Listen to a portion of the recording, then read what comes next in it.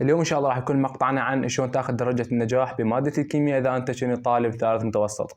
وهذه درجة النجاح تكون من 50 الى 70 درجة، واذا تحب تاخذ من 80 الى 100 فانا اسوي لكم مقطع عن هذا الموضوع راح يظهر قدامكم فوق، وايضا راح تظهر صورته قدامكم اذا تحب تشوفه.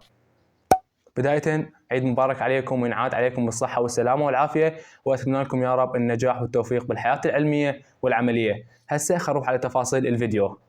الشغله الاولى يا طلابنا الاعزاء، اذا انت تريد درجه النجاح تكون من 50 الى 70 درجه، فهذه الشغلات اللي لازم تركز عليها واللي كلش تعتبر مهمه ولازم تجي بالوزاري. الشغله رقم واحد اللي تركز عليها اللي هي مسائل الفصل الاول. مسائل الفصل الاول تجي عليها 10 درجات، يعني لازم تجيك، ركز عليهن واضبطهن مثل اسمك اللي هن مسائل الفصل الاول. الشغله الثانيه واللي هي مسائل الفصل الرابع كذلك اضبطهن مثل اسمك، عليهن 10 درجات، راح نعطيك فقط ذني تركز عليهن وباقي الماده كلها اتركها، وذني هن ينجحنك فقط.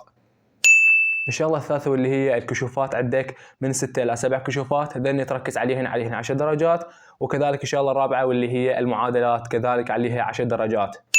الشغله الخامسه واللي هي الرسومات عليهن 10 درجات، وعندك كلاميات الفصل الاول عليهن 10 درجات، وكلاميات الفصل الرابع عليهن 10 درجات. فقط ذني اضبط لي اياهن واترك لي كل الماده اللي عندك، راح تبقى عندك ماده هواي لكن ذني ينجحنك ان شاء الله. ذا اللي انطيتك اياهن مجموعهم راح يكون 70 درجه، ذني ثوابت وزاريات لازم يجي بالوزاري.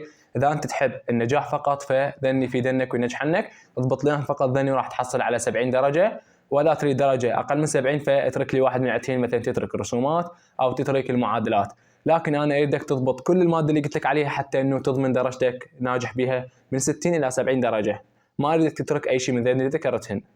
لهنا كنت مقطعنا، اتمنى فدتكم ولو شيء بسيط، والسلام عليكم ورحمه الله وبركاته.